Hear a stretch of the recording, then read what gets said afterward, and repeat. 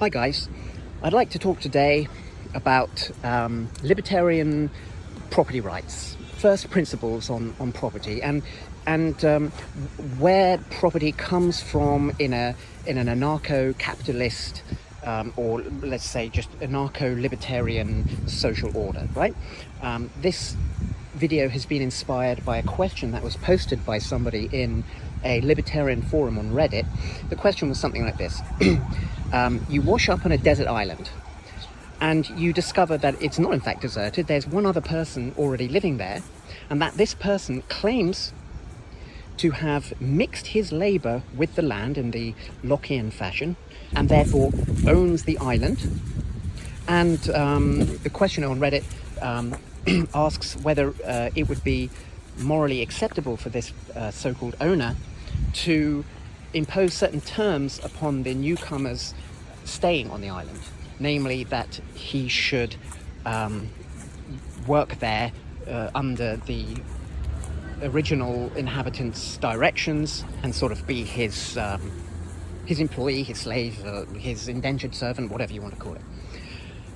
This kind of question comes up a lot for libertarians, and it's something that we think about all the time. So it's kind of like who would build the roads, that kind of thing.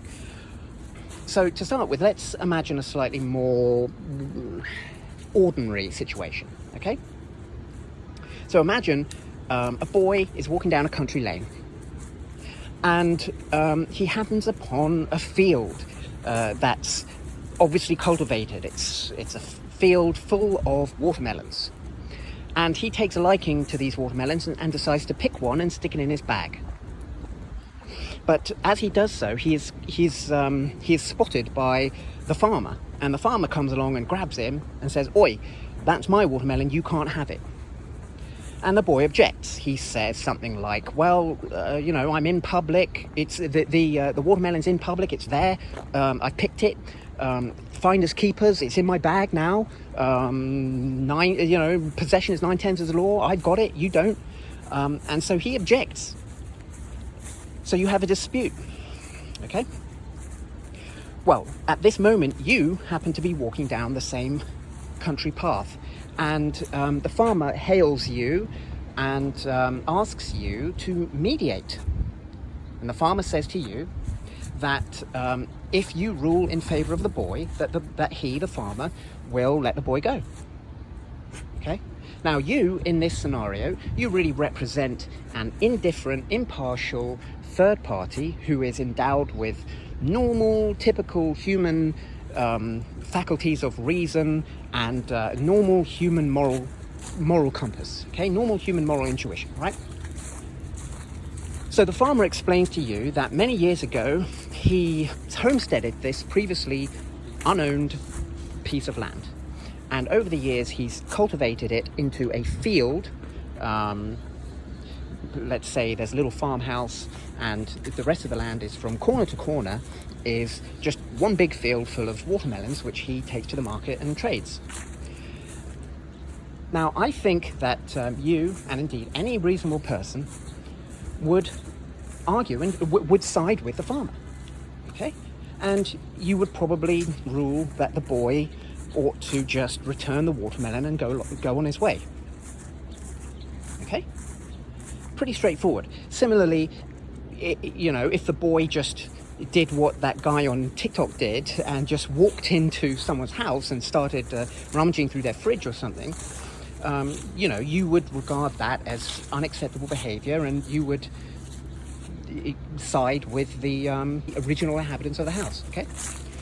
So anyway, getting back to our farm, let's say that the farmer asks you to put your ruling in writing, and so you sign a contract, or you just write your decision down and you put your signature on it, and then the two of you go to another indifferent third party, and he stamps that, he gives his personal stamp of approval, saying that yes, indeed, this is this person's real signature, this is a real agreement, it's not just the farmer making up some bullshit. So now you have this document sort of stamped by this, let's say, notarizer, okay, it's notarized, let's say, and now the farmer he decides to like laminate that document and stick it on a sign and put that sign up on his field, right? And so now when people come along, they see that, and it's a kind of formal declaration of property. And this essentially is where formal property rights come from. This is where property law comes from. And note that in this scenario, we don't need for there to be any kind of like law of the land. There doesn't need to be a final arbiter, like we don't need a government, we don't need a king, we don't need a local council, we don't need God. Okay? Because property really is just the resolution of disputes. That's all it is. It's the peaceful resolution of disputes. If disputes are not resolved peacefully, then you have war, you have violence, you have aggression, right? But where they are resolved peacefully, you have property. That in a sense is what property is. So property is peace. Okay, so now in your scenario, you didn't present it quite the way I have, right? Because in my scenario, it's pretty obvious how things are, because I've described it as a field, and you know, a field is like from corner to corner, it's cultivated. So we can say he's mixed his labor with the land, and it kind of makes sense, right? But I think the reason that you chose an island for your scenario is specifically because the boundaries of the property are much less clear. You know, one person living on an island. So is the whole island cultivated from corner to corner?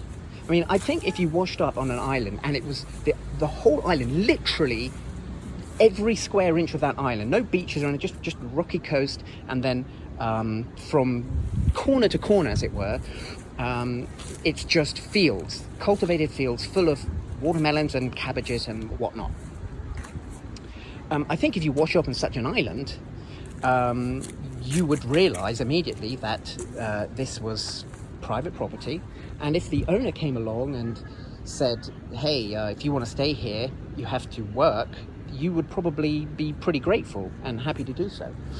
But the problem is, in that scenario, is that if the whole island, you know, even if it's a small island, we imagine that the whole island is cultivated from corner to corner and full of watermelons, well, that implies that the owner is trading with other people. Otherwise, why is he growing all of these watermelons? I mean, what's he going to do with them? He's just wasting his time. They're going to rot. Okay? So the fact that the whole island is being, literally the whole island is being cultivated, implies that it's not really a desert island in any way, shape or form. And the owner is trading, and so really you're safe now. You've essentially found civilization.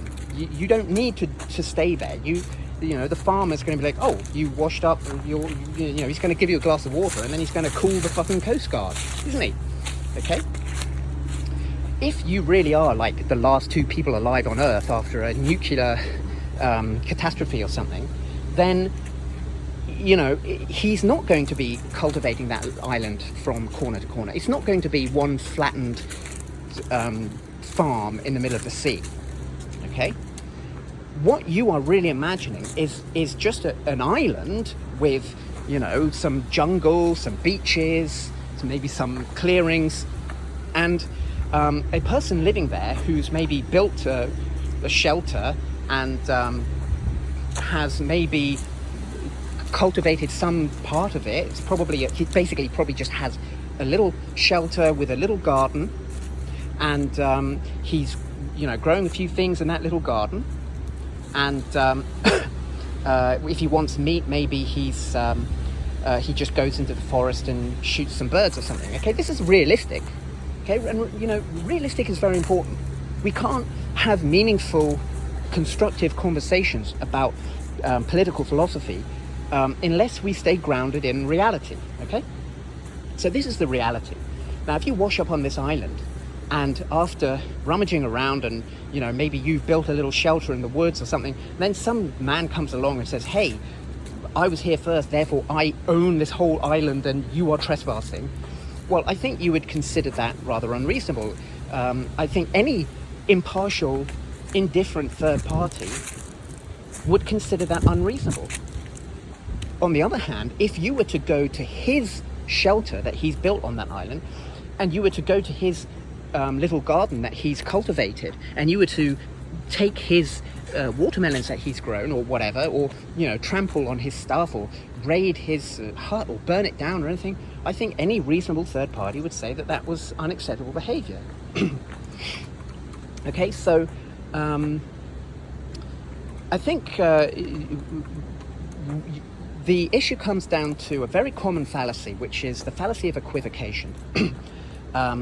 You understand this idea of mixing your labor with the land, but then your argument depends on equivocation between the term the land and the term the island, as if they are the same.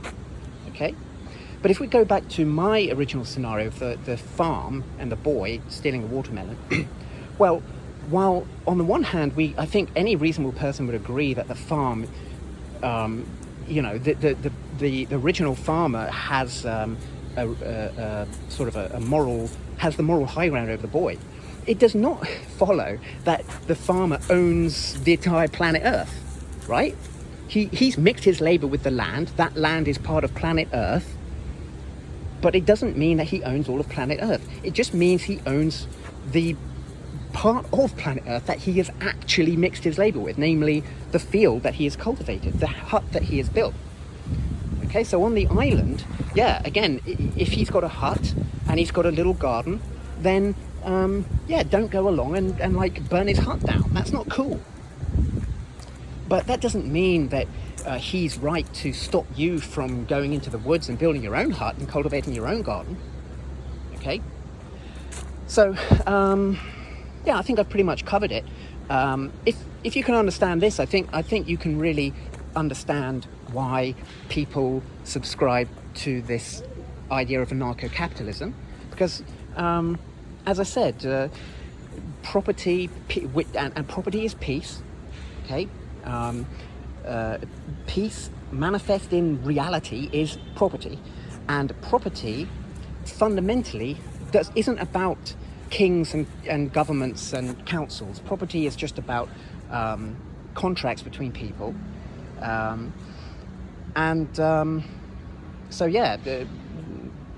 anarcho-capitalism is actually a very straightforward system. Anyway, that's enough rambling from me. I hope you found that helpful. Goodbye.